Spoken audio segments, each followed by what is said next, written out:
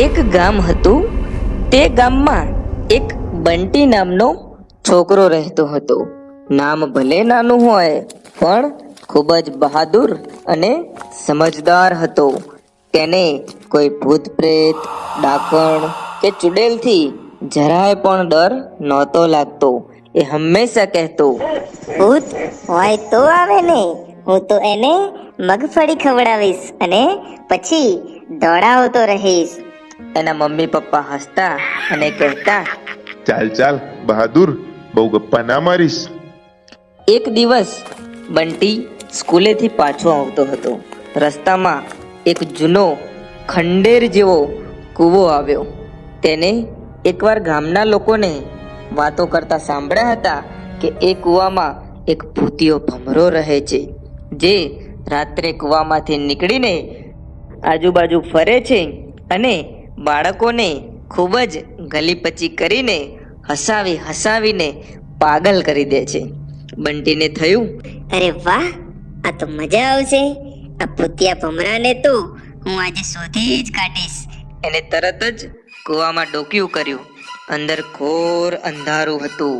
બંટીએ બૂમ પાડી, એ ભૂતિયા ભમરા, ક્યાં છે? નીકળ બહાર, બંટી આવ્યો છે. કોઈ જવાબ ન મળ્યો એટલે બંટી નિરાશ થયો. એને થયું કે લોકો તો ખાલી વાતો જ કરે છે, કોઈ ભૂત હોતું નથી.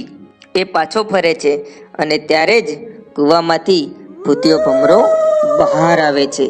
બંટી ચાલતો ચાલતો જતો હતો. ત્યાં જ એના કાન પાસે એક અવાજ આવ્યો. બંટી ચોંકી ગયો. એને પાછળ ફરીને જોયું તો એક મોટો કાળા રંગનો ભમરો એની પાછળ હવામાં તરતો હતો.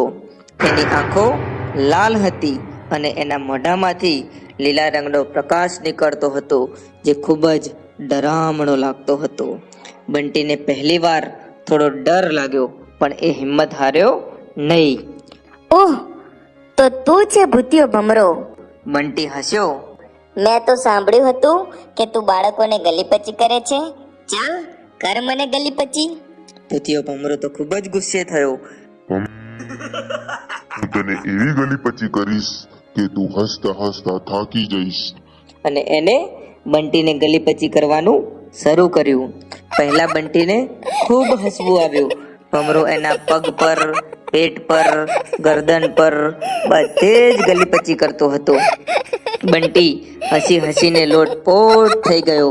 પણ થોડી વાર પછી એને થાક લાગવા માંડ્યો. એને આંખોમાંથી પાણી નીકળવા માંડ્યું.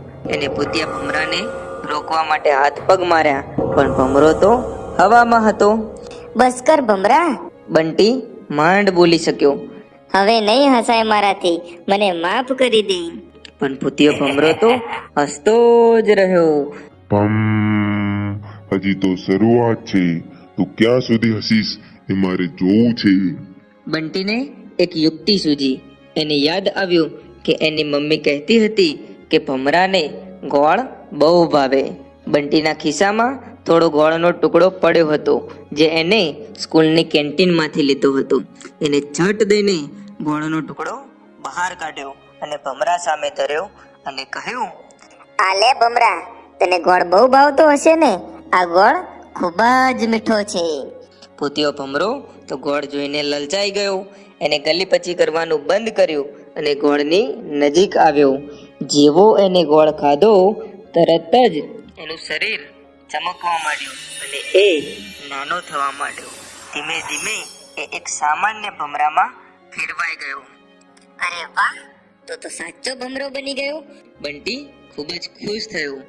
સામાન્ય ભમરો બોલ્યો, આભાર બંટી, તે મને મારા સાપમાંથી મુક્ત કર્યો. હું તો એક જાદુગરનો ભમરો હતો, પણ એને મને ભૂતિયો બનાવી દીધો હતો. તારા ગોળે મને પાછો સામાન્ય ભમરો બનાવી દીધો. બંટી હસ્યો. હવે તું જઈ શકે છે. ભમરો ભમ કરતો ઉડી ગયો. બંટી પણ ખુશ થતો ઘરે ગયો. એના મમ્મી પપ્પાને આખી વાત કહી. એમને પહેલા તો વિશ્વાસ ન આવ્યો, પણ બંટીની આંખોની ચમક જોઈને એ સમજી ગયા કે કંઈક તો બન્યું જ હશે. ત્યારથી બંટીને કોઈ ભૂતોની વાતોથી ડરાવી શકતું નથી.